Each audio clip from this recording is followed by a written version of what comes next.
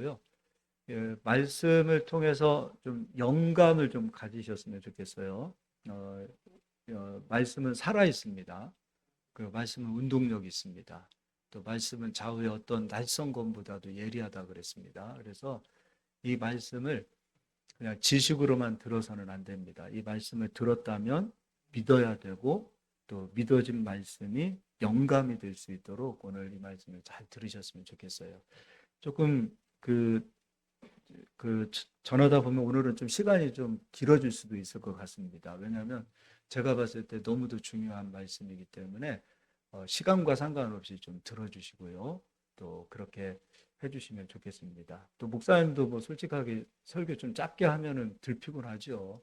근데 하나라도 더 가르쳐주고 싶고 알려드리고 싶으니까 하는 그런 마음에서 이렇게 설교가 길어 그런 마음들은 다 내려놓으시고 어, 여러분의 마음을 하나님께 집중시키시고 그렇게 말씀 들어주시면 감사하겠습니다.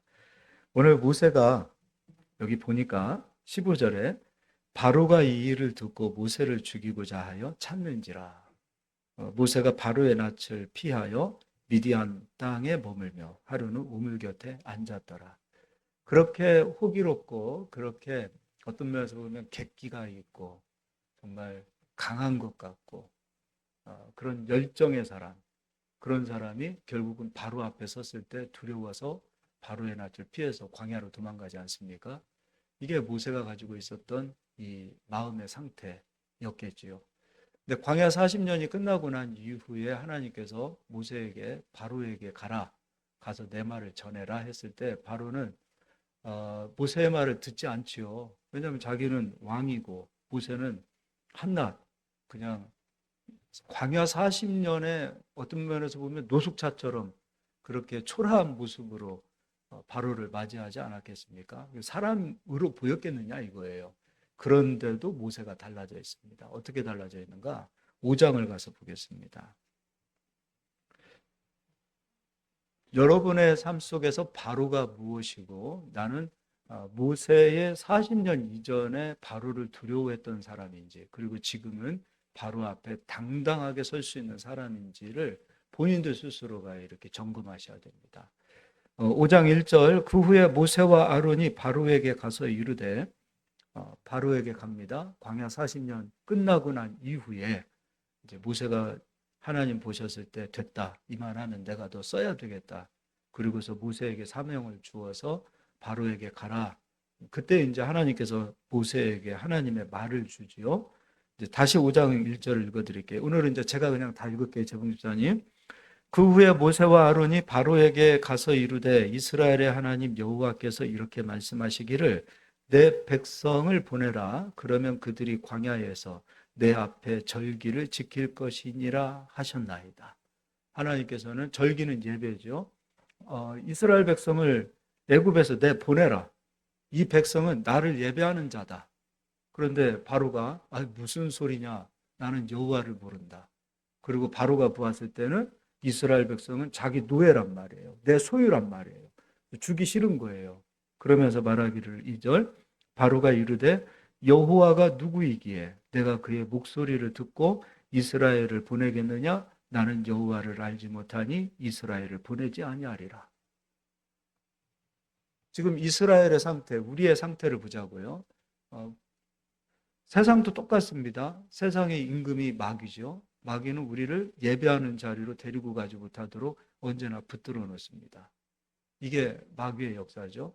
마귀가 딱 나타나서도 교회 가면 죽여 이렇게 하지 않고 바로 같은 사람을 꼭 사용해서 예배하는 것을 막고 기도하는 것을 막고 선교하는 거 막고 주의 일을 하는 거 막고 주님 뜻, 주님 말씀을 따라가는 그 모든 것을 바로가 막습니다. 근데 광야에서 강하고 담대한 이 강한 단단한 사람으로 훈련되지 못하면 거기에 꺾이고 거기에 죽습니다. 신앙이 거기서 자라질 못해요. 강하고 담대한 사람이 되면 바로가 칼을 가지고 총을 가지고 무시한 나를 협박한다 하더라도 하나님이 있는 자리로 올 수가 있습니다. 그건 우리의 마음의 상태가 달려 있는 거예요. 바로가 문제가 아니에요. 언제나 세상은 바로처럼 우리가 하나님의 일을 하는 것, 하나님께 예배하는 것, 기도하는 것, 하나님을 위해서 사는 것, 언제나 세상은 막습니다. 누군가에게 있어서는 바로가 크고 누군가는 작을 수 있겠지만 언제나 바로가 문제라고 생각을 해요. 그러나 바로가 문제가 아니에요. 다 내가 준비가 되지 않았기 때문이에요. 바로가 아무리 크다 하더라도 내가 강하고 단단한 사람으로 변화가 되어져 있으면 거기에서 바로의 말에 영향을 받지 않고 하나님이 인도하시는 길을 향하여 걸어갈 수 있다는 겁니다. 그래서 세상 탓하지 마세요. 바로 탓하지 마세요. 언제나 세상은 바로가 있습니다. 세상 자체가 바로입니다. 세상 자체가 바로예요. 내가 하나님의 뜻 안으로 가기 위하여 막고자 하는 그 바로가 있습니다. 그 바로가 누군가에게는 자기 자신이기도 합니다.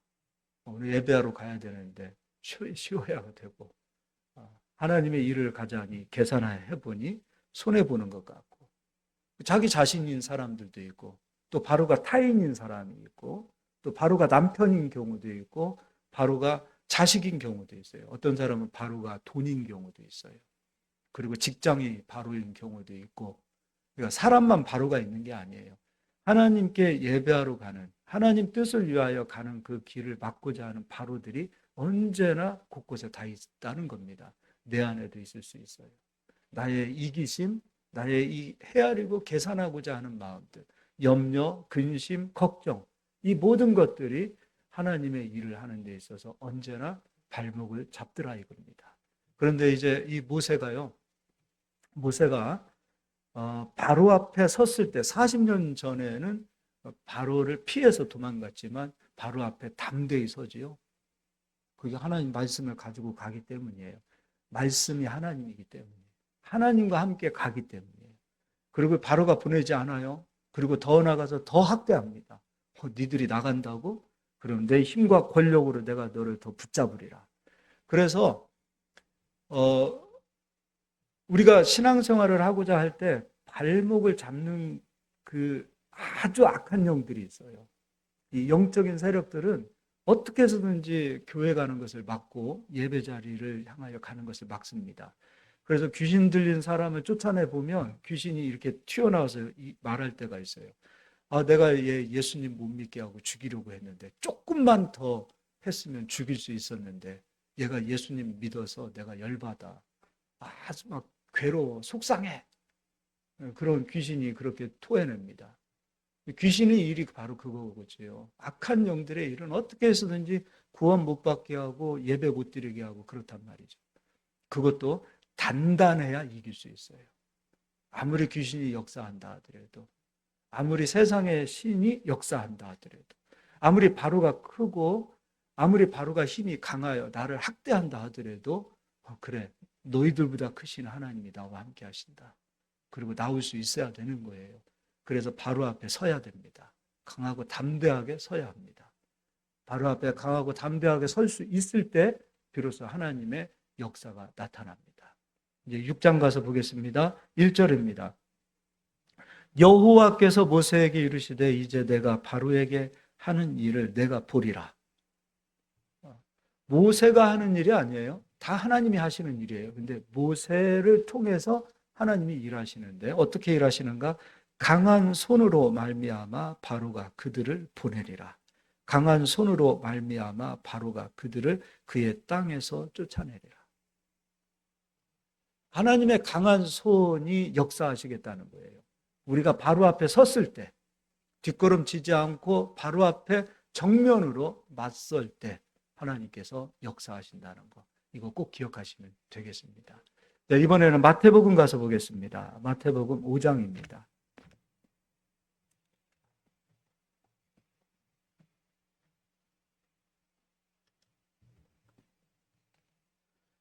마태복음 5장 14절부터 읽어드리겠습니다. 너희는 세상의 빛이라. 산 위에 있는 동네가 숨겨지지 못할 것이요 사람이 등불을 켜서 말 아래 두지 아니하고 등경 위에 두나니 이러므로 집안 모든 사람에게 비치느니라. 우리가 빛이랍니다. 근데 이 빛이 어떤 빛인가? 16절 이같이 너희 빛이 사람 앞에 비치게 하여 그들로 너희 착한 행실을 보고 하늘에 계신 너희 아버지께 영광을 돌리게 하라. 여기서 착한 행실을 보고, 그러니까 너희는 빛이라, 그 빛은 바로 착한 행실이라는데 그 착한 행실을 사람들이 보고 그들이 하나님께 영광을 돌린다는 겁니다. 그럼 이제 이거를 착한 행실 하니까 착한 마음, 당연한 겁니다. 이 착한 행실에는 반드시 두 가지가 돼야 되는 거예요. 하나가 무엇이냐면 바로 착한 마음입니다. 그런데 착한 마음만 가지면은 세상 앞에 설 수 없습니다. 세상 악한 사람들 앞에서 착한 마음만 가지고는 절대로 이길 수 없습니다. 제 친구 누님이 얼마나 신앙이 좋은지 모릅니다. 그래서 이분은 신학교까지 가서 전도사까지 하신 분이에요. 그런데 한 남자를 만나서 결혼을 합니다. 근데 그 결혼한 그 남편도 믿음이 그렇게 없었습니다. 그냥 좋아서 사랑해서 결혼했습니다. 그리고 그 집안은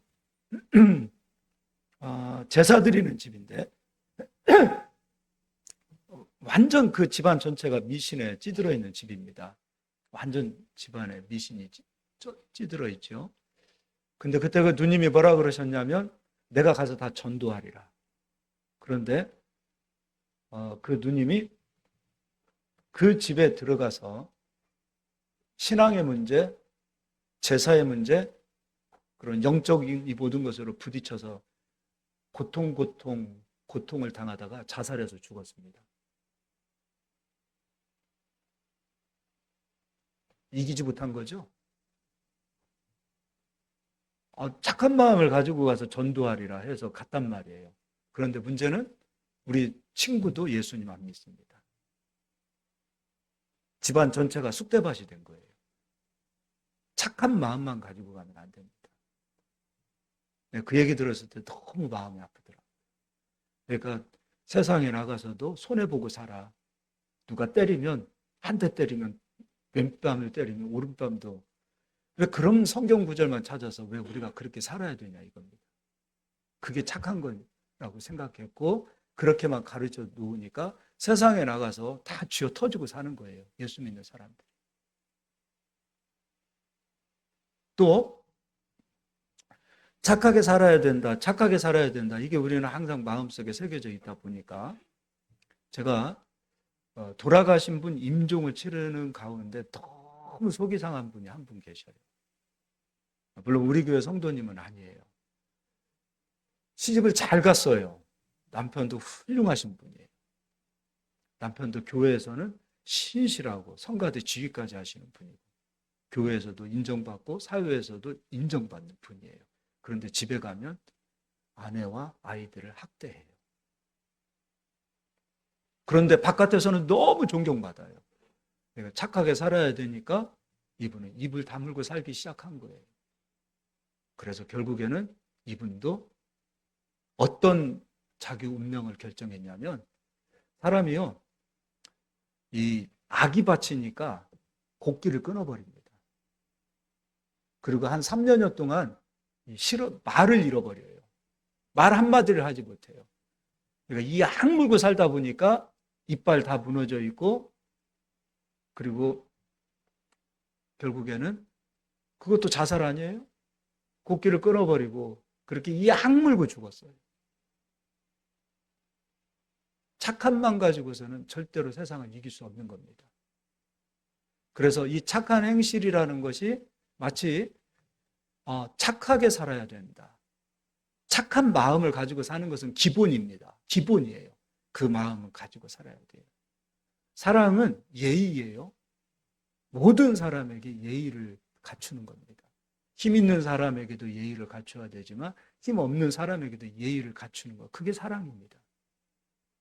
힘 있는 사람 앞에서는 꼼짝 못하고 힘 없는 사람 앞에서는 무례하다면 그건 사랑 아닙니다. 돈 있는 사람 앞에서는 꼼짝 못하고 돈 없는 사람 앞에서는 무례하다면 그건 사랑 아닙니다. 여기서 착한 행실이라는 것은 바로 그런 겁니다. 힘없는 사람도 사람으로 대할 수 있어야 되고 힘 있는 사람 앞에서도 강하고 담대할 수 있는 그런 마음을 가지고 살아야 됩니다. 예의를 갖추라는 거예요. 무례하지 말라는 거예요. 힘이 있기 때문에 고개 뻣뻣이 들고 그렇게 사는 게 아니라 힘 있는 사람 앞에서도 무례하지 않고 힘없는 사람 앞에서도 무례하지 않는 그런 착한 행실을 말하는 거고요. 두 번째, 이 착한 행실이라는 것은 무엇이냐면 이건 예수님이 직접 하신 말씀이에요. 요한복음 10장을 가서 보겠습니다.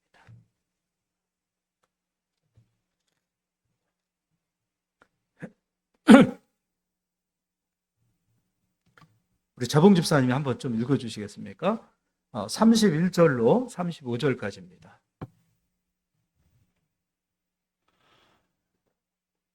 유대인들이 다시 돌을 들어 치려 하거늘 예수께서 대답하시되 내가 아버지로 말미암아 여러 가지 선한 일로 너희에게 보였거늘 그 중에 어떤 일로 나를 돌로 치려 하느냐. 유대인들이 대답하되 자, 잠시만요.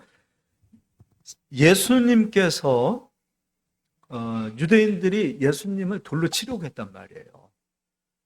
근데 요한복음 9장에서는 어떤 일이 있었냐면 지금 9장과 10장이 연결되어져 있는데 9장에서는 날 때부터 소경된 자를 예수님께서 치료해 주십니다. 고쳐주셔요. 예수님께서 내가 아버지로 말미암아 여러 가지 선한 일로 너희에게 보였거늘. 그럼 여기서 말씀하시는 선한 일은 뭡니까? 소경의 눈을 고친 것이 선한 일이에요. 근데 왜 나를 돌로 치려고 하느냐? 바로 선한 능력이 착한 행실이에요. 선한 능력, 착한 능력, 착한 행실을 얘기하니까 착한 마음만 가지고 가는 게 아니라 착한 마음과 함께 선한 능력이 우리에게 있어야 돼요. 능력이 있어야 된다는 거예요. 예수 믿는 사람들은 능력이 있어야 돼요. 능력이. 귀신 앞에 섰을 때도 담대하게 서서 귀신을 내쫓을 수 있는 능력이 있어야 되고 풍랑 앞에 섰을 때도 담대하게 설 수 있는 능력이 있어야 되고 능력이 있어야 돼요. 능력. 강하고 담대한 능력이. 이슬람 사람들이 가장 많은 인도네시아에 가면 비행기를 타잖아요. 근데 거기에 크리스천과 이슬람 사람을 구분할 수 있는 건 뭐냐면 크리스천은 기독교인들은 비행기 타면 기도 안 합니다. 기도 안 해요. 기도도 안 해? 경건하지 않게? 그만큼 배짱이 있는 거예요. 근데 이슬람 그 사람들은 두려운 거예요. 죽음이 두렵고 두려운 거예요. 펄펄 떨어서 기도하는 거예요. 뭐가 능력입니까? 뭐가 능력이에요? 나를 맡기는 믿음, 담대함이에요. 그게 기도예요. 눈으로 봤을 때는 기도 안 하는 것 같은데 하나님이 보실 때는 얘가 기도하고 있네? 얘가 날 믿네? 죽든지 살든지 아버지 뜻 안에 있습니다 하고 그렇게 갈 수 있는 그 믿음. 그러니까 예수 믿는 우리들에게는 착한 마음, 그것만 가지고 가서는 절대로 안 돼요. 다 깨집니다, 세상에서. 때로는 담대함이 있어야 돼요. 문제 앞에서도 담담하고 질병이 온다 해도 담담하고 막 세상이 나를 누르고 세상이 나를 억압하고 세상이 내 모든 것을 다 빼앗아 가는 그 환경 앞에 처해 있다 하더라도 담대할 수 있는 마음. 그게 필요하단 말이에요. 예수님은 그러한 마음을 가지고 사셨어요. 그러니까 내가 이런 선한 일을 하는데 예수님께서 그들에게 반문하십니다. 너희들은 이런 선한 능력이 있느냐? 근데 무엇으로 나를 정죄하느냐? 그들은 성경 가지고서 예수님 당신이 감히 하나님을 모독합니까? 그러니까 예수님께서는 나는 하나님의 능력으로 이 일을 했다 이거예요. 근데 너희들은 하나님의 능력으로 이 일을 행하느냐? 반문하시는 거예요. 그러면서 또 읽어보겠습니다. 33절 재봉입사님. 유대인들이 대답하되 선한 일로 말미암아 우리가 너를 돌로 치려는 것이 아니냐. 아니라 신성 모독으로 인함이니 네가 사람이 되어 자칭 하나님이라 함이로다. 예수께서 이르시되 너희 율법에 기록된 바 내가 너희를 신이라 하였노라 하지 아니하였느냐. 성경은 패하지 못하나니 하나님의 말씀을 받은 사람들을 신이라 하셨거든. 하나님의 말씀을 받은 사람들을 신이라 했어요. 그럼 모세가 오늘 바로 앞에 섰을 때에 하나님이 보셨을 때는 모세가 서는 겁니까? 하나님이 서시는 겁니까? 하나님. 그럼 모세도 그 마음을 가져야 되겠죠.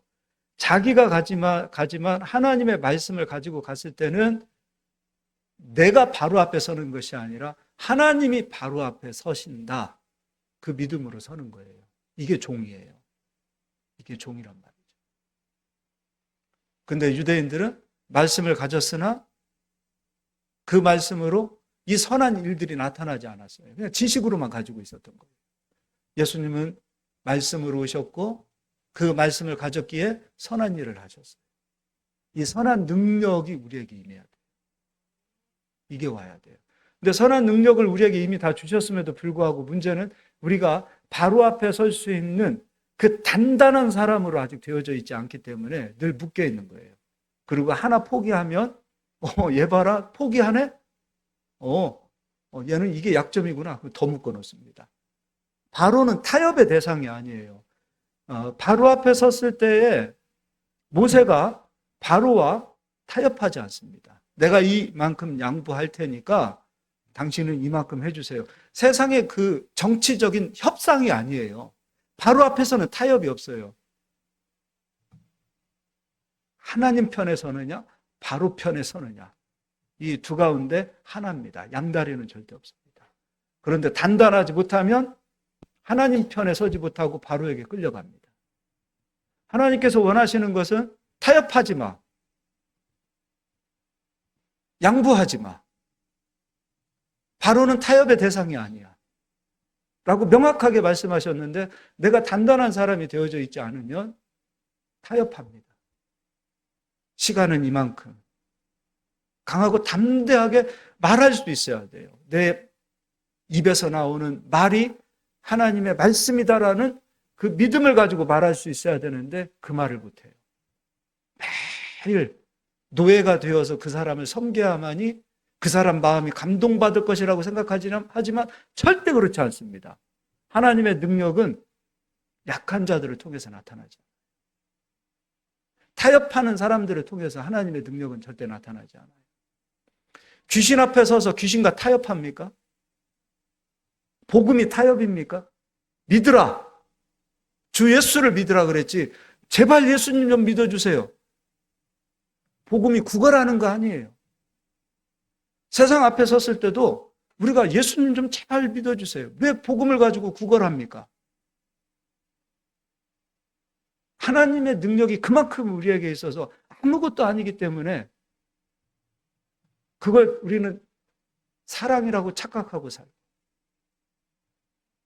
그걸 우리가 착한 마음이라고 생각하고 매일 쥐어 터지는 거예요. 매일 쥐어 터지는 거예요.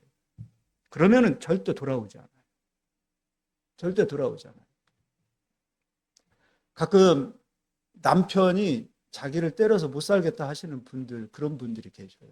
저는요, 한 대 때리면 두 대 때리라고 그래요. 왜 쥐어 터지냐 그래요. 맞지 마라 그래요. 그래도 변화되지 않으면 죄송합니다. 저는 목사지만 이혼 도장 찍으라고 그래요.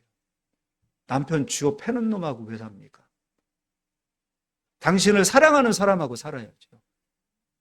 아니 목사님이 이혼하라고 어떻게 그 정도 각오도 없이 그 사람 앞에 서요?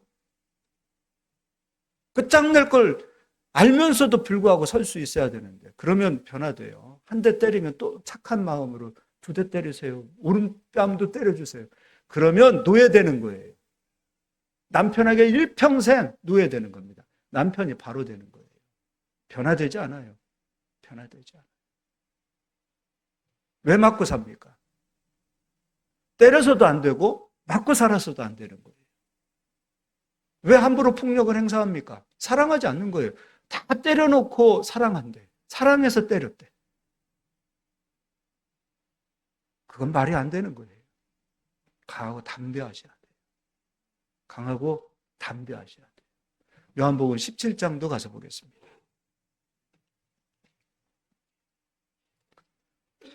목사님이 맨날 부드럽게만 얘기하다가 오늘은 좀 세게 얘기하네요. 예, 17장입니다. 자, 이거는 제가 좀 한 절 한 절씩 찾아서 읽어드리겠습니다. 먼저 8절 읽어드리겠습니다. 나는, 예수님께서 하신 말씀이에요. 나는 아버지께서 내게 주신 말씀들을 그들에게 주었사며. 그러니까 예수님은 아버지로부터 말씀을 받아서 우리에게 주셨단 말이에요. 그래서 선한 능력, 선한 일들이 나타났다는 거예요. 예수님께서 하신 일들이, 그 선한 능력들이 얼마나 많은 일들이 있었냐면, 이거는 잠깐 뒤로 넘겨서 요한복음 21장 마지막 장, 맨 마지막 절에 이렇게 말씀하고 있어요.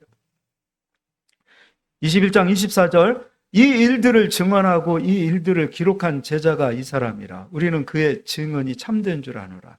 예수께서 행하신 일이 이 외에도 많으니 만일 낱낱이 기록된다면 이 세상이라도 이 기록된 책을 두기에 부족할 줄 아노라. 예수님은 성경에 기록되어진 일만 하신 것이 아니라 공생의 3년의 그 기간 동안에 어마어마한 그 능력을 행사하셨단 말이에요. 그게 선한 일이에요. 그런 능력이 예수님에게 있었어요. 왜요? 아버지로부터 말씀이 왔기 때문에. 근데 그 받은 말씀을 제자들, 우리들에게 주시겠다고 말씀하시는 거예요. 그리고 우리를 세상에 보내시겠다는 거예요. 예수님은 공생의 3년의 그 기간 동안에 십자가에서 죽으시고 부활하신 이후에, 그리고 하늘로 승천하셨어요. 그리고 우리에게 그 말씀을 주셨어요. 그리고 말씀하시기를 너희가 세상의 빛이라. 근데 세상을 나가는데 착한 마음만 가지고 살아요? 세상이 얼마나 악한데요. 영안이 안 열려서 여러분 안 보이시는지 모르겠지만 악한 영들이 얼마나 가득한데요. 근데 착한 마음만 가지고 가요? 그리고 늘 참고 살다가 병 걸려서 그렇게 죽을 거예요? 소리라도 한번 쳐봐야죠. 아니면 아닌 거라고도 얘기해봐야죠. 근데 우리가 자꾸 착하게만 살으라고 교회에서 가르쳐 놓았어요. 선한 능력이 있음에도 불구하고 그 능력 있는 자로 살지 못하게 만들었단 말이에요. 근데 그 선한 능력은 언제 나타나는가? 바로 광야를 통과하고 단단한 사람으로, 바로 앞에도 담대히 설 수 있는 사람. 내 지금 옷 입는 모습, 내가 가진 세상적인 이 모든 것, 초라하다 하더라도 왕의 권세를 가지고 있는 바로 앞에 섰을 때도 담대하게 설 수 있는 그 사람. 그때 역사가 나타나는 거예요. 예수님의 사역이 그렇잖아요. 힘을 가진 권세 있는 바리새인들 앞에서 얼마나 담대하십니까? 저 연약하고 힘들고 병든 자들 얼마나 따뜻한 사랑으로 그들의 손길을 다 만져주십니까? 사람의 손길이 그리웠던 사람들의 손을 만져주시는 예수님. 교만하고 권세를 가짐으로 어깨에 힘주고 사는 사람들 앞에서 독사의 자식들아 이렇게 말할 수 있는 그 예수님. 우리는 그리스도를 본받아야 되지 않겠어요? 그리스도가 예수님께서 착함만 가지고 이 세상에 오셔서 그렇게 갔다면 십자가에서 죽으시는 그 사건은 착함이지요. 그래서 우리도 예수님처럼 맨날 그렇게 쥐어 터지고, 근데 예수님께서 행하신 일들은 뭐냐 이거예요. 그것을 우리에게 주셨단 말이에요. 근데 그 능력이 왜 나타나지 않는가? 두려운데요. 아직도 돈 많이 가진 사람들이 부러움의 대상이고 그들이 나의 모델이고 존경심이 넘쳐나는 그런 모습. 그러니까 자기 자신은 그들 앞에서 메뚜기가 되는 거예요. 그러니까 그들 앞에 섰을 때 할 말 못하고 사는 거예요. 노예가 되는 거예요. 눈치 보면서 사는 거예요. 하나님 능력 나타나지 않아요. 때로는 아무리 세상 권세를 가지고 있는 사람이라 할지라도 나와 함께 하시는 하나님의 그 역사를 믿고 이렇게 안 하면 이렇게 될 겁니다라고도 선포할 수 있어야 돼요. 그러면 하나님께서 얘 봐라, 얘가 나를 진짜 믿고 이렇게 얘기하네. 그럼 그 말을 하나님이 이루어 가시는 거예요. 예전에 우리 교회에 권찰님이 한 분 계셨어요. 근데 교회에 이분이 처음 신앙생활을 하는데 아이들이 나오고 남편을 전도하려고 하는 그 시점에 그 할머니가, 그 권찰님의 할머니가 천안에서 굉장히 제일 유명한 그 무당이셨어요. 근데 그 무당이 뭐라고 말했냐면 네 남편 교회 나가면 한 달 안에 죽는다 그랬어요. 그런데 할머니 그 예언의 말이 너무나 강했기 때문에 막 매일 와서 우는 거예요. 그래서 나중에 왜 우는 겁니까? 그 눈물을 알잖아요. 이게 은혜 받아서 우는 눈물인지 아닌지. 그래서 물어봤어요. 왜 울어요? 그랬더니 할머니가 우리 남편 한 달 있다 죽는데요. 그랬어요. 그래서 제가 할머니한테 가서 꼭 전하라고 그랬어요. 할머니가 한 달 있다 돌아가실 겁니다. 전하라 그랬어요. 가서 말하라 그랬어요. 할머니가 우리 남편 교회 가는 것을 막으면 할머니가 죽을 겁니다라고 말하라 그랬어요. 근데 가서 그대로 전하라 그랬어요. 그런데 그날로부터 할머니가 아프기 시작했어요. 그러면은 남편 데리고 나와야 되는데 결국에는 안 나오더라고 또. 하나님 살아계셔요. 근데 여기 정 목사가 능력이 있어서가 아니라 그렇게 말하면 하나님께서 그렇게 역사하신다는 거예요. 믿음을 가지고. 왜냐하면 예수님이 말씀을 가지고 오셔서 그 수많은 선한 일을 했기 때문에 그 말씀을 우리에게 주시겠다는 거예요. 그리고 너희도 가서 그렇게 좀 하라는 거예요. 그래서 다시 8절을 읽어드리겠습니다. 나는 아버지께서 내게 주신 말씀들을 그들에게 주었사오며 그들은 이것을 받고 내가 아버지께로부터 나온 줄을 참으로 아오며 아버지께서 나를 보내신 줄도 믿었사옵나이다. 11절 나는 세상에 더 있지 아니하오나 그들은 세상에 있사옵고 나는 아버지께로 가옵나니 거룩하신 아버지여 내게 주신 아버지의 이름으로 그들을 보존하사 우리와 같이 그들도 하나가 되게 하옵소서. 14절 내가 아버지의 말씀을 그들에게 주었사오매 세상이 그들을 미워하였사오니 이는 내가 세상에 속하지 아니함 같이 그들도 세상에 속하지 아니함으로 인함이니이다. 아버지가 말씀을 예수님에게 주셨고 예수님은 그 말씀을 우리에게 주셨어요. 근데 여기 사역자들, 목사님들, 선교사님들에게만 주시는 것이 아니라 예수 그리스도를 믿는 모든 자들에게 주셨다는 거예요. 그러니까 능력은 다 나타나야 됩니다. 목사님이 병 고치는 은사가 있으면 성도님도 병 고치는 은사가 나타나야 됩니다. 목사님이 귀신을 쫓아내면 성도님도 귀신을 쫓아내야 됩니다. 모든 사람에게 동일하게 이 능력이 나타난 겁니다. 믿으십니까? 그렇게 돼야 돼요. 그리고 15절입니다. 내가 비옵는 것은 그들을 세상에서 데려가기를 위함이 아니요 다만 악에 빠지지 않게 보존하시기를 위함이니이다. 내가 세상에 속하지 아니함 같이 그들도 세상에 속하지 아니하였사오나이다. 그들을 진리로 거룩하게 하옵소서. 아버지의 말씀은 진리니이다. 아버지께서 나를 세상에 보내신 것 같이 나도 그들을 세상에 보내었고 또 그들을 위하여 내가 나를 거룩하게 하오니 이는 그들도 진리로 거룩함을 얻게 하려 함이니이다. 그러니까 세상을 향하여 나갈 때 착한 마음만 가지고 나가는 겁니까? 아니면 착한 능력도 가지고 가야 됩니까? 능력도 가지고 가야 돼. 이 두 가지가 필요해요. 우리가 개척하고서 20년 전이죠. 개척하고서 3년 정도 되었을 때에 제가 이제 젊었을 때죠. 그때니까 한 30대였겠지요.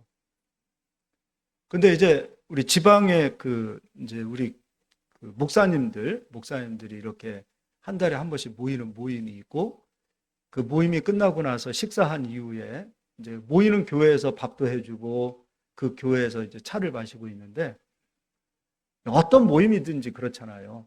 이렇게 어른들이 있으면 한쪽에 어른들이 있고 또 이제 저희처럼 개척한 지 얼마 안 된 그 젊은 목사들은 또 한쪽에 있고 그렇게 이렇게 끼리끼리 앉잖아요.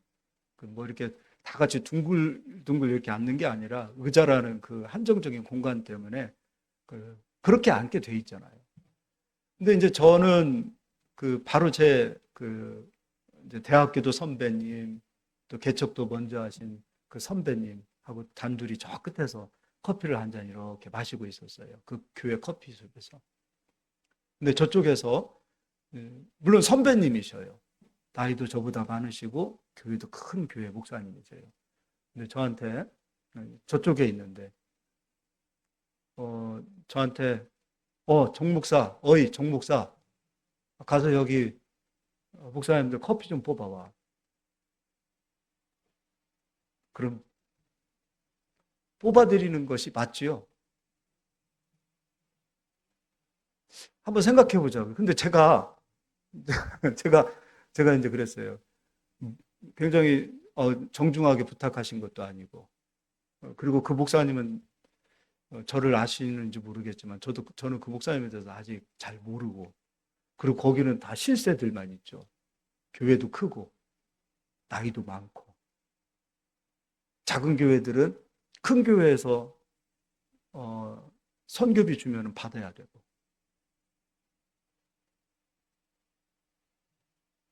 그래서 작은 교회 목사인 저를 가리켜서 가서 커피 뽑아와.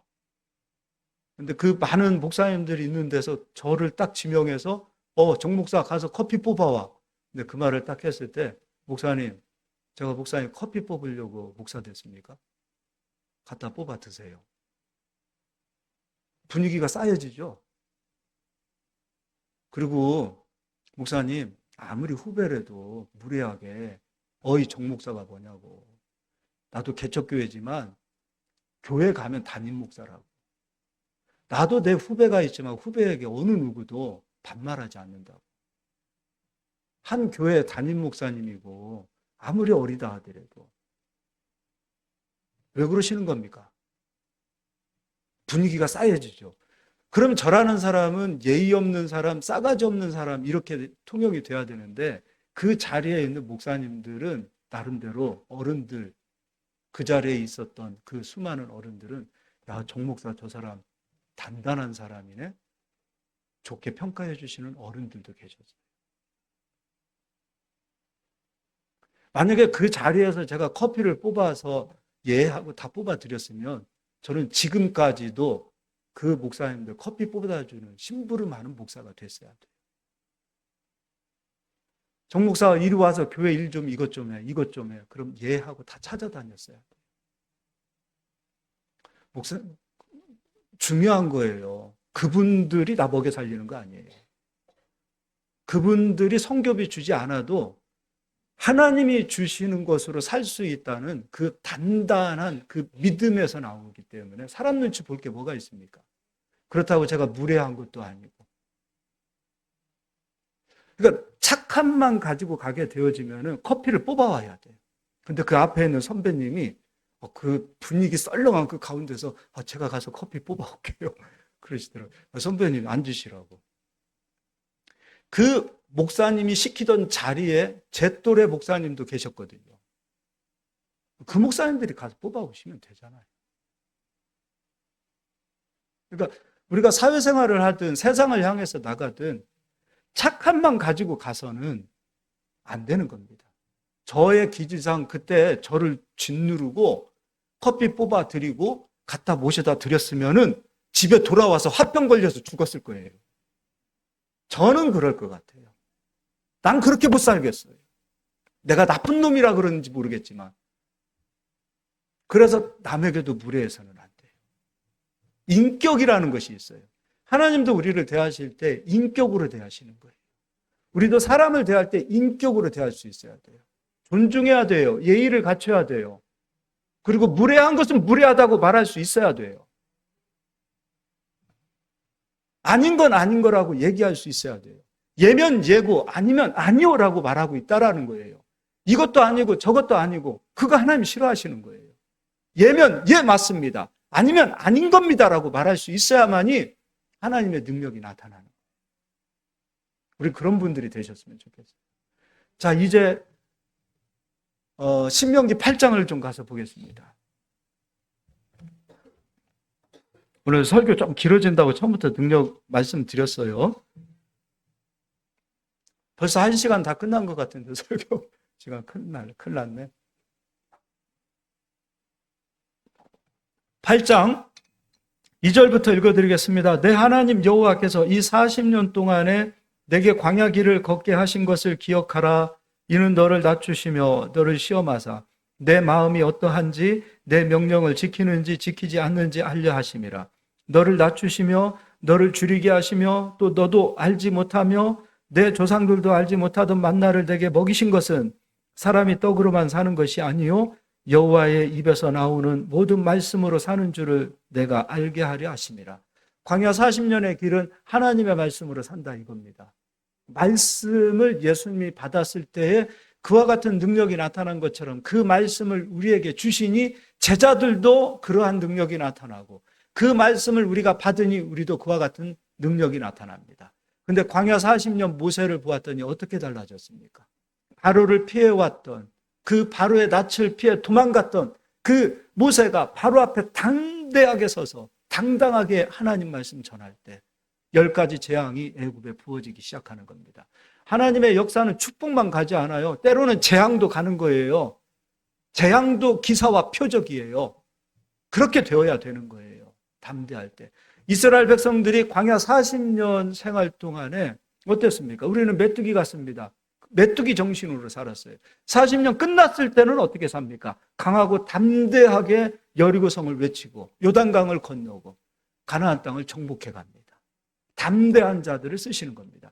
그래서 여호수아는 그 여호수아에서 1장부터 계속해서 선포하는 것이 하나님께서 여호수아야 이스라엘 백성들아 강하고 담대하라 이렇게 말씀하는 거예요. 바로 앞에서 기죽어 사는 그 모습으로는 가나안 땅 앞에서 기죽어 사는 그 모습으로는 하나님의 역사가 나타나지 않아요. 바로 앞에서도 당당하고 가나안 땅 앞에서도 당당하고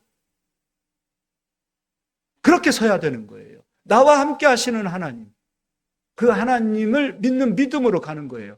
내가 가지고 있는 그 옷, 내가 가지고 있는 세상적인 그 모든 것이 초라하고 볼품없다 하더라도 나와 함께 하시는 하나님이 역사하신다는 그 믿음을 가지고 세상 앞에 담대하게 설 수 있어야 돼요. 왜 나의 겉모습을 봅니까? 나와 함께 하시는 하나님을 믿고 가자 이거예요. 기죽지 마세요. 돈 없어도 기죽지 마세요. 일이 안 돼도 기죽지 마시고요. 장사가 조금 안 된다고 기죽지 마시고 풀주고 하지 마시고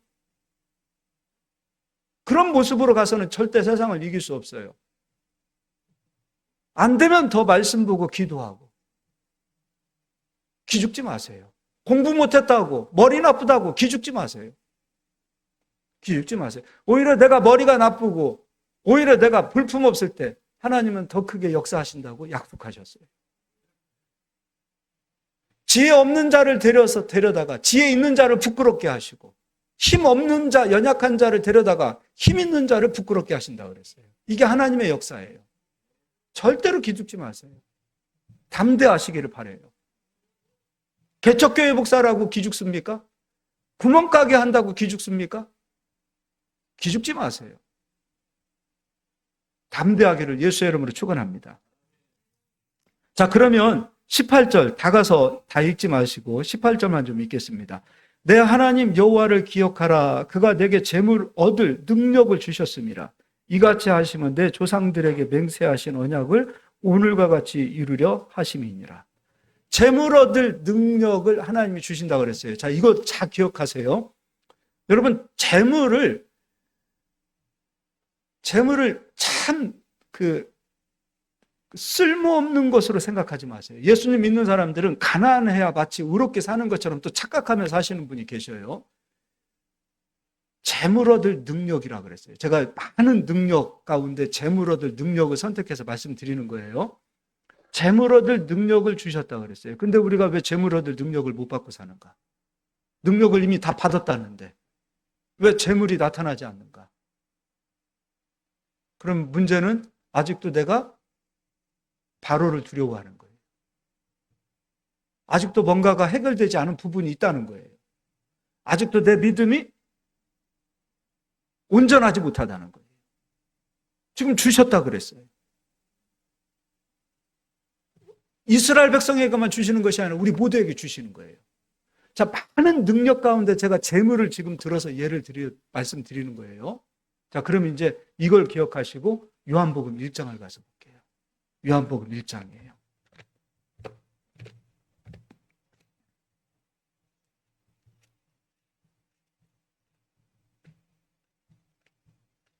요한복음, 성경이 새 거라 잘 안 넘어갑니다.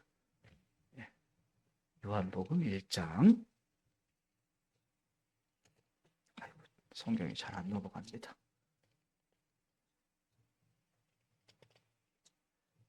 네, 1장 1절 읽어드리겠습니다. 태초에 말씀이 계시니라. 이 말씀이 하나님과 함께 계셨으니 이 말씀은 곧 하나님이시니라.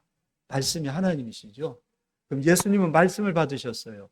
그러니까 예수님도 하나님이시지만 말씀이신 하나님과 함께 하셨던 거예요. 그렇죠? 그럼 이제 말씀은 무엇인가? 2절.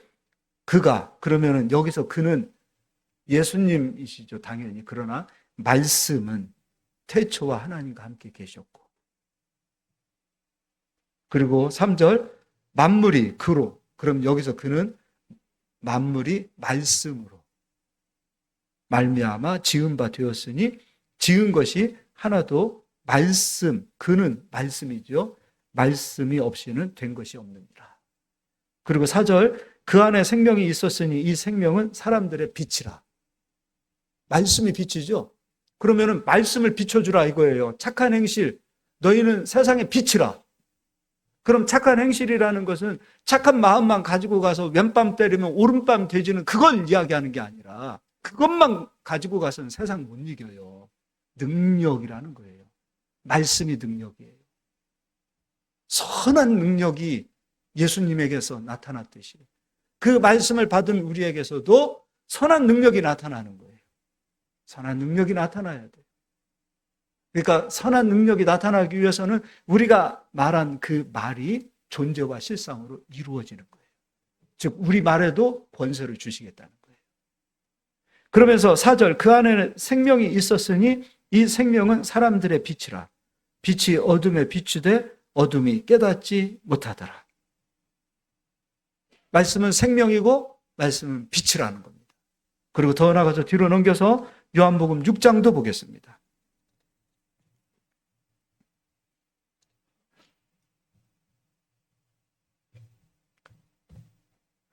63절입니다. 살리는 것은 영이니, 살리는 것은 영이니, 영이라는 거예요. 영, 육과 영은 달라요. 지금 우리가 보고 있는 모든 것은 육입니다. 우리가 이 만물을 보고 있는 것은 다 육의 눈으로 보는 거예요. 그러나 영은 육의 눈으로 볼 수 없는 거예요. 영은 영이 되어야 볼 수 있는 거예요. 영으로 보는 거예요. 근데 살리는 것은 영이니. 근데 우리는 육을 가지고서 육의 세계를 보고 있기 때문에 영적 세계를 잘 이해를 못하는데, 영적 세계는 반드시 존재합니다. 귀신도 존재합니다. 천사도 존재합니다. 영은 반드시 존재하는 거예요. 무당들도 영에 대해서 얘기하죠. 그러나 무당이 가지고 있는 영의 세계는 귀신의 세계, 사망의 세계의 영입니다. 그러나 우리는 성령을 받았기 때문에 성령으로 하나 되어진 영이 저희들 아닙니까? 근데 우리는 생명의 영의 세계를 바라보는 자들이에요. 근데 생명의 영의 세계는 말씀으로 바라보는 세계입니다. 말씀을 믿을 때에 그 말씀을 믿는 그 믿음은 보는 것으로 하나님께서 여겨주시는 거예요. 영의 세계는 반드시 존재합니다. 존재해요. 귀신도 쫓아보면요, 다 얘기합니다. 분명히 사람 속에도 사람인데, 사람 속에 귀신이 들어가 있을 때 귀신 쫓아내면 그 속에서 튀어나와서 다 얘기해요. 여자인데 할아버지 목소리가 나오고, 그럴 수 있습니다. 남자인데 어린 소녀 얘기가 나와요. 다 그 속에 귀신이 들어가서 역사하는 거예요. 그리고 나가 할 때 나가게 되어지고, 존재하는 것들입니다. 살리는 것은 영이랍니다. 그러나 우리는 사망 세계가 아니라 생명의 세계의 영을 우리는 받은 자들입니다. 영생을 받은 자예요. 그런데 육은 무익하니라. 내가 너희에게 이른 말은, 예수님께서 우리에게 주신 말입니다. 말씀입니다. 말은 영이요 생명이라는 거예요. 이게 무슨 말이냐면, 오늘 신명기 8장에서도 재물 얻을 능력을 우리에게 주셨다고 그랬어요.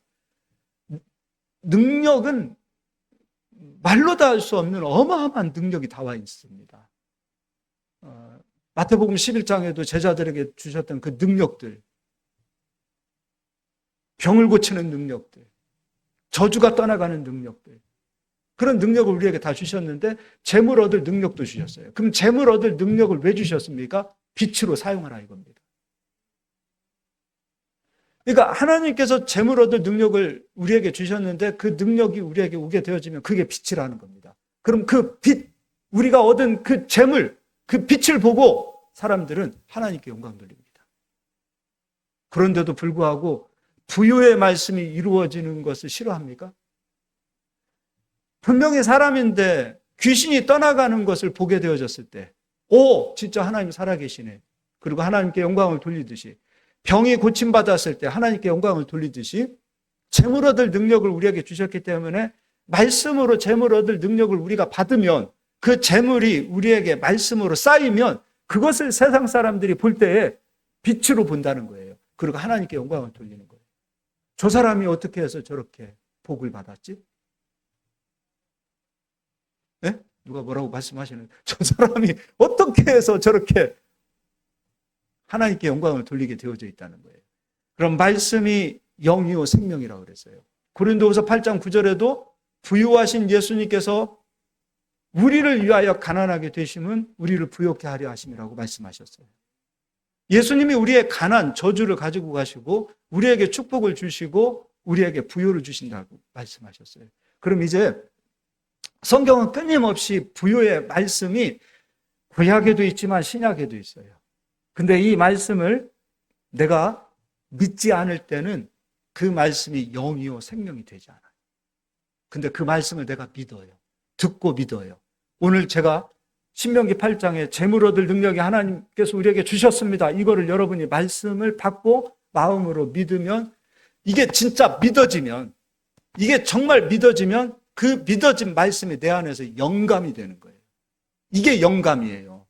이 영적인 영감이 말씀이 영감이 되어 내게 딱 채워질 때 그때는 내가 실수해도 재물이 내게 오고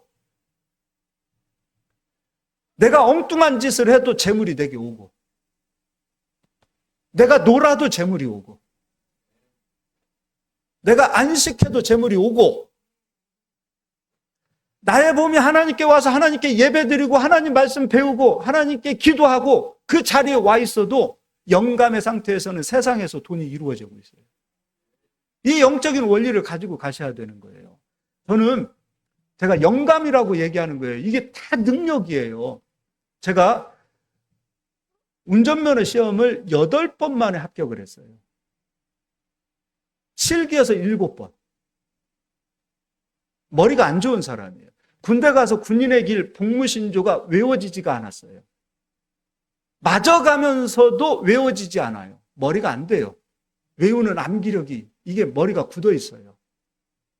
안 되는 건 안 되는 거예요. 학교 다녔을 때 저희가 70년 세대라 학생들이 많아요. 어떨 때는 63명도 있고 또 어떨 때는 57명도 있을 수 있어요. 63명이면 63등은 제가 하고 57등이면 57등 제가 하고 조금 공부하고 노력하면 56등 됐습니다. 공부부터 한 사람이에요. 머리가 안 돼요. 외워지는 건 안 돼요. 학습적인 머리가 안 돼요. 그런데 영감이라는 게 중요한 거예요. 그런데 이렇게 무식한 사람이 지금 여러분 원고 없이 오잖아요. 아마 저랑 성경 공부하시는 분들도 느껴질 거예요. 어디 기록해 놓고서 성경 공부 가르치는 것도 아니고 성경 하나 가지고 가서 다 찾아가면서 하잖아요. 이게 영감인 거예요. 이게 저를 자랑하는 게 아니라 하나님의 역사는 그만큼 이런 무식한 저를 데려다가 이렇게 사용하신다니까요. 그렇게 화나셨어요? 아니, 저 갖다 쓰신다는데 별로 그렇게 얼굴들이 안 좋으세요? 열받아요? 저 같은 사람은 쓰임받으면 안 됩니까? 그래서 이 재물의 능력을 받으면 돈 벌 수 없는 사람 같은데 하나님께서 돈을 벌게 해주신다 이 말이에요. 자격이 되어서 돈 벌고가 아니라 자격이 되어서 능력이 나타난다가 아니라 하나님 역사하시면 된다 이거예요. 이걸 영감으로 가지라 이거예요. 말씀을 영감으로 품으라 이거예요. 영감으로. 말씀을 영감으로 품으라는 거예요. 그럼 영이 알아보는 거예요. 귀신도 알아봐요. 천사도 알아봐요. 하나님도 알아보시는 거예요. 하나님과 함께 가는 사람인데 귀신이 두려워요? 바로가 두려워요? 나보다 큰 사람을 두려워해요? 집에 가서 나를 구박하는 남편이 두려워요? 두려울 게 뭐가 있습니까? 사람 앞에 섰을 때도 두려워하지 마시고, 문제 앞에 섰을 때도 두려워하지 마시고, 일이 안 되었을 때도 두려워하지 마시고, 답답하고 폭폭할 일들이 생긴다 하더라도 두려워하지 마시고, 단단한 사람이 되어서 그런 세상을 이길 수 있는 사람들이 되었으면 좋겠습니다. 이거 굉장히 중요한 겁니다. 저는 우리 성도님들이 오늘 이 말씀을 좀 마음에 새겼으면 좋겠어요. 그래서 영감을 가졌으면 좋겠습니다. 뭐 저보고 돈 벌러 가서 목사님이 한번 돈 벌어보세요. 그러지 마시고, 비꼬지 마시고, 진짜 그러지 마시고. 여러분들 나가서 세상에서 다 세상 돈 벌고 부자 되면 여러분 좋잖아요. 여러분 벤츠 타면 여러분 좋잖아요. 여러분 벤츠 타고 여러분 잘 되고 번성하면 그것이 저의 자랑이라고 베드로 사도도 얘기하고 바울 사도도 얘기하고 있어요. 그게 기쁨이죠. 성도님들이 나가서 승리하는 것을 보고 올 때 그게 기쁘다 이거예요. 목사는 그게 영광이에요. 그런 은혜가 있기를 예수의 이름으로 축원합니다. 아직 안 끝났습니다. 창세기 26장 가서 보겠습니다. 저쪽에 가니까 조금 꾸벅꾸벅 하는 사람 두세 명 있었는데 이제 돌아왔네요. 창세기 26장입니다.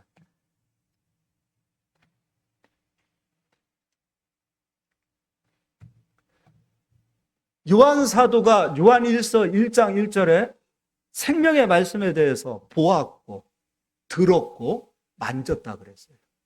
말씀을 만지는 거예요. 그래서 오늘 성경책을 이렇게 만졌다가 아니라 말씀이 존재로 이루어지는 것을 만졌다라는 거예요.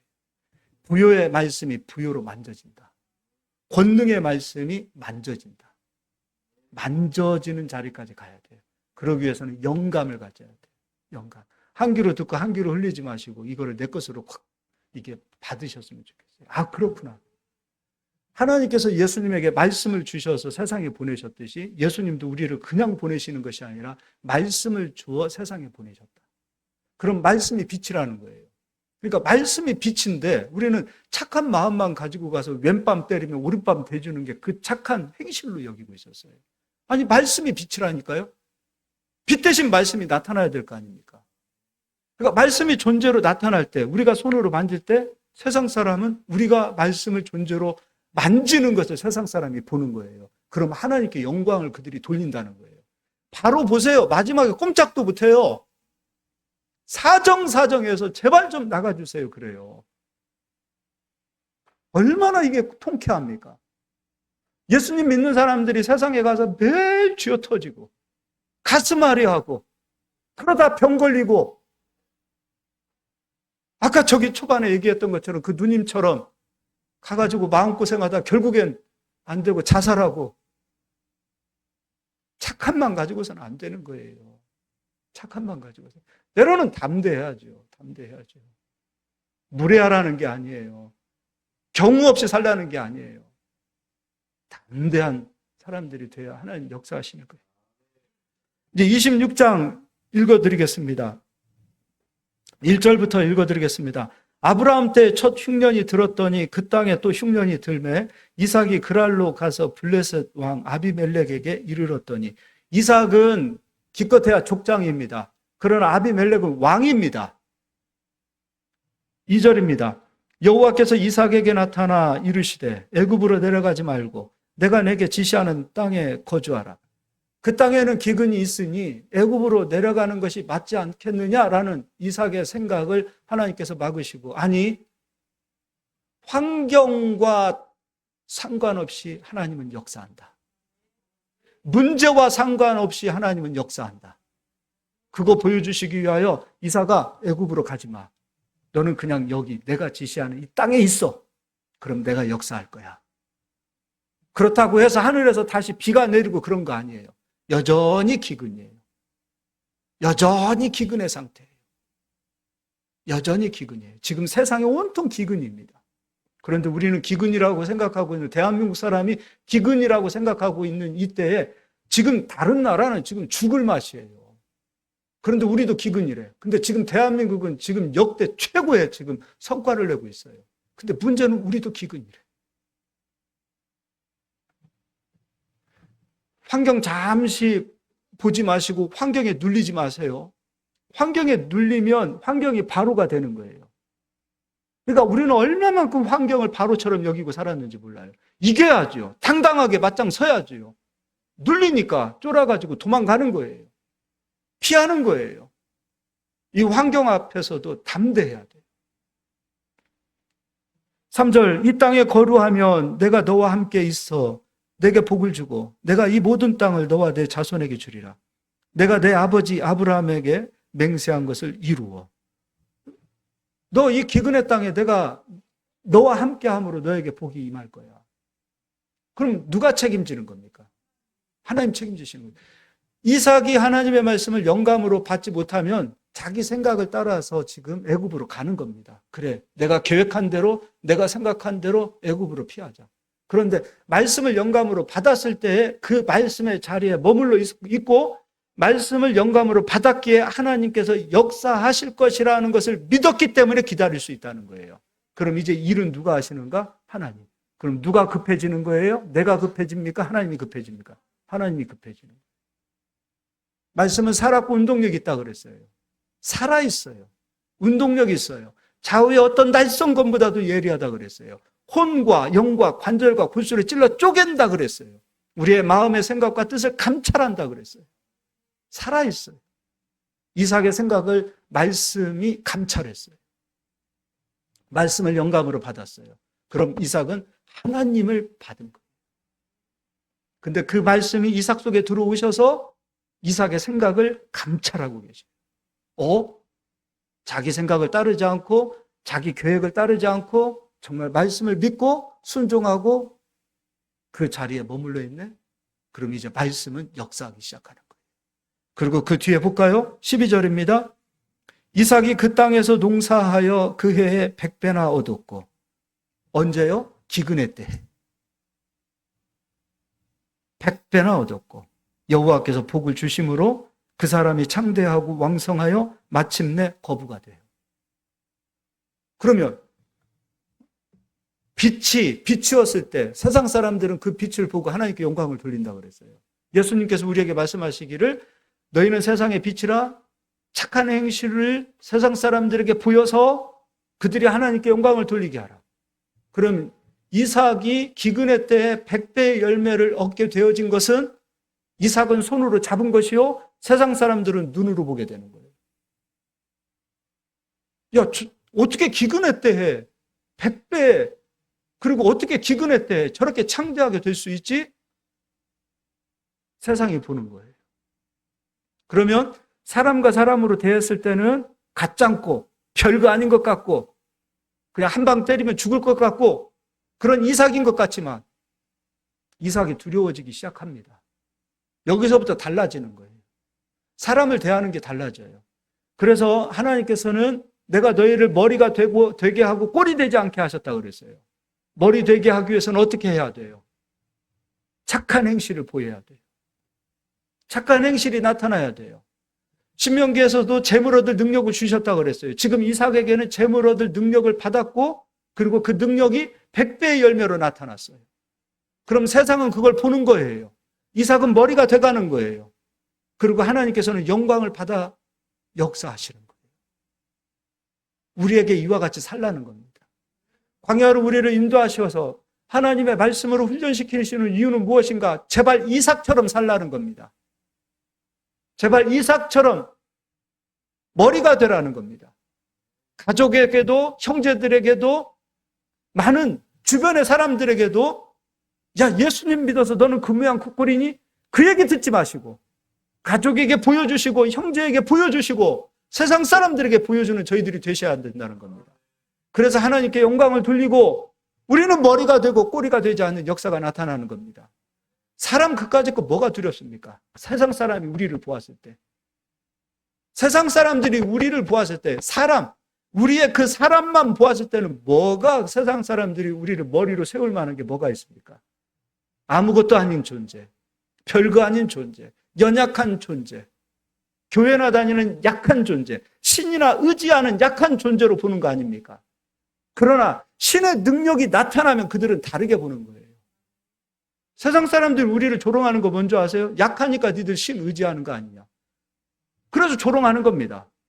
얼마나 사람이 약하면 신을 의지하냐, 교회 다니냐, 얼마나 조롱합니까? 그런데 신의 능력을 그들이 보지 못하니까 조롱하는 거예요. 신의 능력이 나타나야 됩니다. 저주가 나타나야 됩니다. 축복만 나타나는 게 아니에요. 너 하나님 조롱하니? 그럼 너 저주받아야지. 때로는 저주도 선포하고 나와야 되는 거예요. 이 가정은, 이 기업은 1년 동안 기근에 시달릴지어다.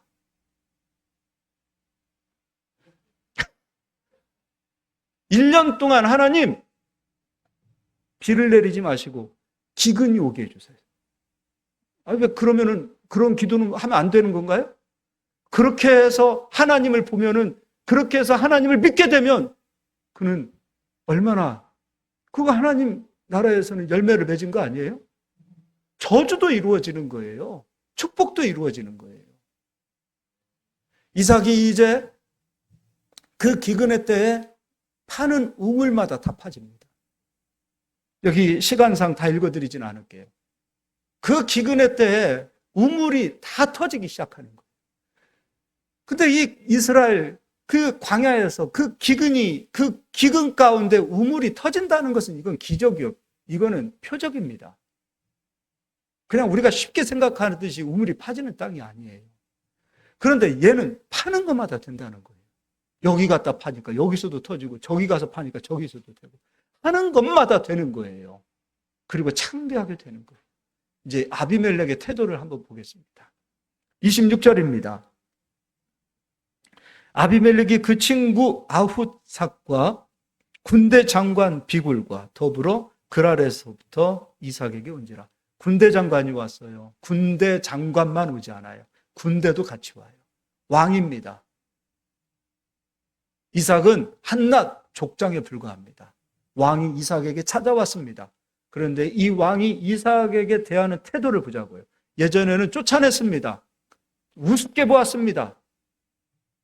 그러나 이삭을 두려워합니다. 바로가 모세를 두려워하는 사람으로 변했듯이 아비멜렉이 이삭을 두려워합니다. 한번 보겠습니다. 27절.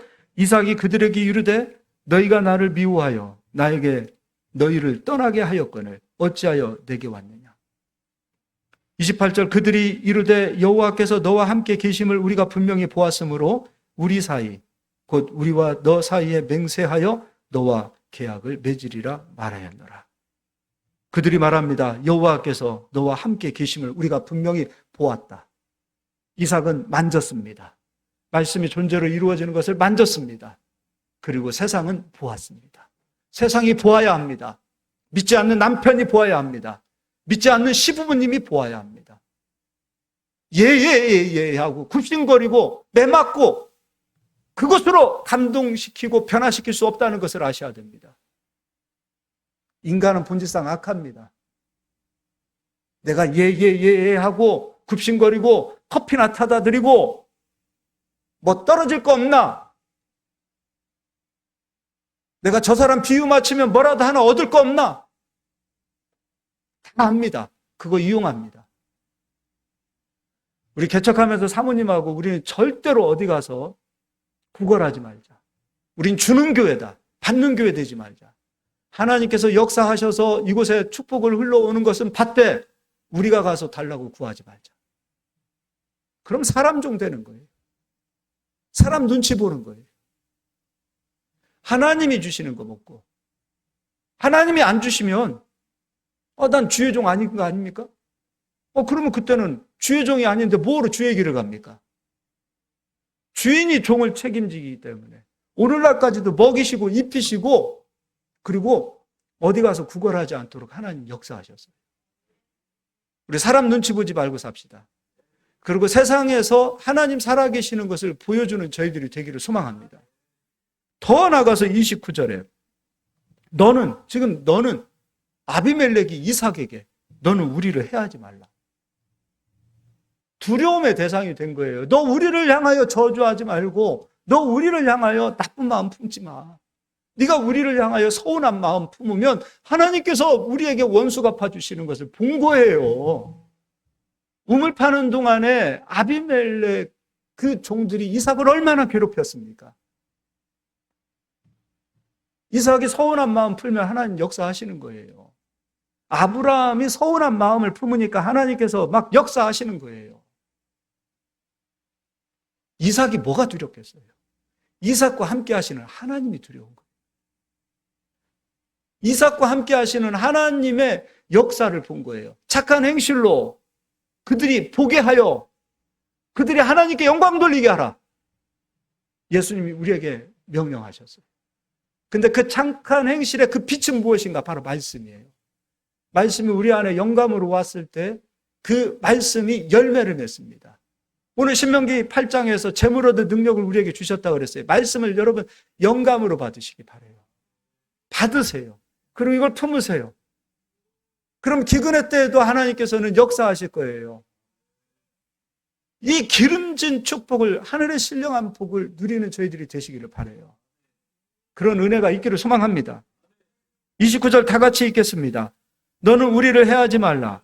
이는 우리가 너를 범하지 아니하고 선한 일만 내게 행하여 내가 평안히 가게 하였음이니라. 이제 너는 여호와께 복을 받은 자니라. 저는 우리 성도님들이 가정에서 믿지 않는 형제들이 보았을 때 복받은 자입니다. 친구들이 복받은 자입니다. 이 세상 사람들이 우리를 무시하지 않는 그런 머리가 되는 복받는 성도님들이 되시길 바랍니다. 여러분 가슴에 손을 함께 저처럼 얹으시고 강하고 담대한 마음을 오늘 이 시간에 구하실 수 있기를 바랍니다. 이 강하고 담대한 마음이 있어야 돼요. 그리고요, 강하고 담대한 마음 가져야 병이 떠납니다. 두려움, 염려, 불안, 이 모든 것들은 우리의 몸을 해칩니다. 그리고 일도 되지 않게 합니다. 약할 때 귀신이 틈타고 들어옵니다. 약할 때 꼭 사고 납니다. 약할 때 꼭 역사합니다. 우리가 강하고 담대해야 됩니다. 그래서 주님, 강하고 담대한 마음을 이 시간 저에게 심어주시옵소서. 이렇게 우리 한번 기도하겠습니다. 우리 가은자매님